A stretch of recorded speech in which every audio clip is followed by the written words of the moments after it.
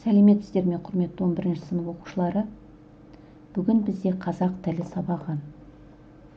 Бірінші бөлімнің 7-ші сабағы «100 жаңа есім серпілістің кепілі» деп аталады. Құрметті оқушылар, өздеріңізге белгілі, елбасымыз Нұрсұлтан Әбішұлы Назарбаев «Болашаққа бағдар рухани жаңғыру» атты мақала жариялаған болатын. Осы мақаласында елбасымыз табысты болудың ең іргелі басты факторы білім екенін әркім терең түсінуі керек.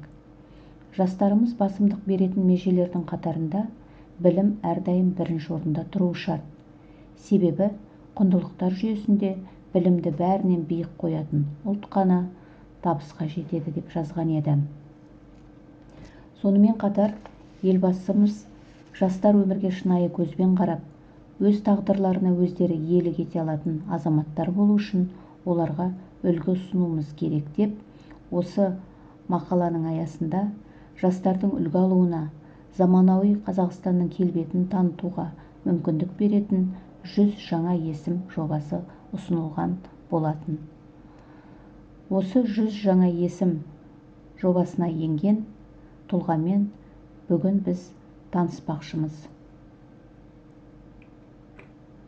Бүгінгі сабағымыздың оқу мақсаттары: мәтіндегі көтерілген мәселені талдай отырып, негізгі ойды анықтау және ғаламдық мәселелермен салыстыру. Мәтін бойынша тілдік бірліктерді орфографиялық нормаға сай жазу. Бағалау критерийлері: білім алушылар, яғни сіздер мәтіндегі көтерілген мәселені талдай отырып, негізгі ойды анықтайсыздар. Мәтін бойынша тілдік бірліктерді орфографиялық нормаға сай жазасыздар. Бірінші тапсырма: өздеріңіз көріп отырғандай 3 сұраққа жауап іздеп көріңіздер. Бірінші сұрақ: рухани жаңғырудың ел тарихы мен болашағы үшін қандай маңызы бар? Екінші сұрақ: әлемдік жаһандану кезеңінде неліктен осы идея пайда болды деп ойлайсыздар? Үшінші сұрақ: рухани жаңғыру идеясы мен Қазақстандағы 100 жаңа есім жобасының қандай байланысы бар? Ойларыңызды түйіндеп болсаңыздар, келесі тапсырмаға көшелік. Екінші тапсырма оқулықтарыңыздың 23-ші бетінде. Бірінші сіздер мәтінді оқып танысасыздар, мәтінге тақырып қоясыздар, қарамен жазылған сөйлемнің мағынасын түсіндіріп жазасыздар. Сонымен қатар осы бетте бірнеше сурет тұр. Бұл тұлғалар сіздерге таныс па? Бұл тұлғалар жайлы сіздер ақпараттар білесіздер ме? Егер білмей жатсаңыздар, сабақтан кейін шағын ізденіс жұмысын жүргізулеріңізге болады. Келесі орындалатын тапсырмамыз оқулықтарыңыздың 24-ші бетіндегі 5-ші тапсырма. Бұл тапсырманы орындамас бұрын сіздер бейнебаян көріп алыңыздар.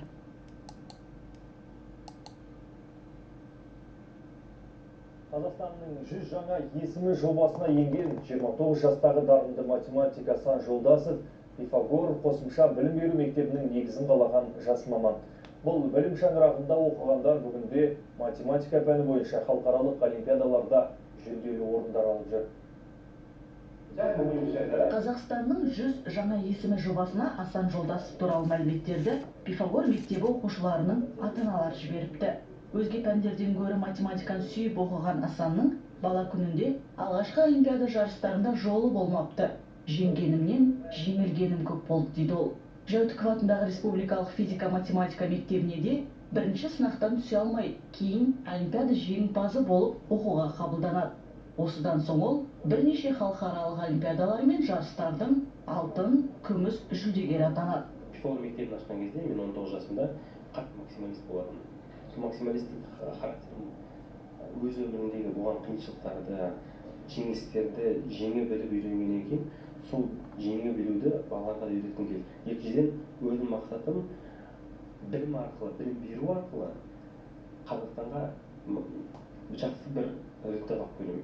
Асан Жолдасов IT саласының маманы, бірақ ол ұстаз болуды таңдапты.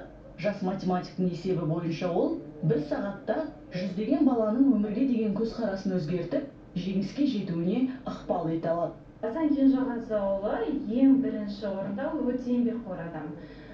Және оның ең жақсы бір қасиеттері, ол адамның да содан потенциал көретін болса, осы адамда бір нәрсе бар ау. Ол оқушы болсын, ол өзіндегі қызметкер болсын, сол адамды өсіру үшін барын жасайды қолынан. Асан Жолдасовтың алдағы мақсаты еліміздегі математика ғылымын әлемдік деңгейге көтеруге өз үлесін қосу. Енді балалар, бейнебаянмен таныстыңыздар. Енді сіздер оқулықтағы мәтінмен танысыңыздар. Содан кейін мәтіндегі негізгі ойды анықтаңыздар. Мәтін мазмұны бойынша жоспар құрыңыздар.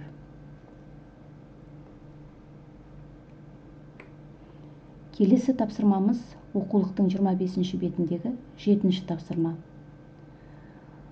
Бұл тапсырманы орындау барысында сіздер жаңа бейнебаяннан алған ақпараттарыңызды, мәтіннен алған ақпараттарды қолдана отырып, бүгінгі кейіпкер Асан Жолдасовқа сипаттама бересіздер. Жас ғалым ұстаздың сыртқы келбеті мен кісілік қасиеттерін мәтінге сүйеніп, жаңағы бейнебаяннан алған ақпараттарға сүйеніп, диаграмма түрінде жазасыздар. Диаграмманың сол жағына сыртқы келбетіне, ал оң жағына адамның мінез-құлығы мен болмысын сипаттауға байланысты тірек сөздерді жазасыздар. Құрметті оқушылар, бұл бүгінгі сабақ барысындағы соңғы тапсырма. Енді балалар, бірде пайғамбарымыз Мұхаммедтен, оған Алланың салауаты мен сәлемі болсын, бір кісі: "Уа Алланың елшісі, ең жақсы адам кім?" деп сұраған екен. Сонда ол: "Ең жақсы адам қоғамға, елге пайдасы тиген пенде" деп жауап берген екен. Демек, қоғамға пайдалы болғаның сенің жақсы мұсылман болғаның. Рухани жаңғыру қазақстандықтардың салт санасы мен дүниетанымын өзгертетін қозғаушы күш. Елбасы Нұрсұлтан Назарбаевтың мақаласын оқыған кез келген адам осындай ой түйеді деп ойлаймын. Оның айтуынша, бұл ұлттық құндылықтарымызды ұмытпай, жаһандық жаңашылдыққа жетелейтін жолға түсу. Қазіргі қоғам көзқарасы қалыптасқан зерделі де зерек тұлға талап етеді. Сіздер де болашақта иманды, сауатты, бәсекеге қабілетті тұлғалар болып шығасыздар деп сенемін.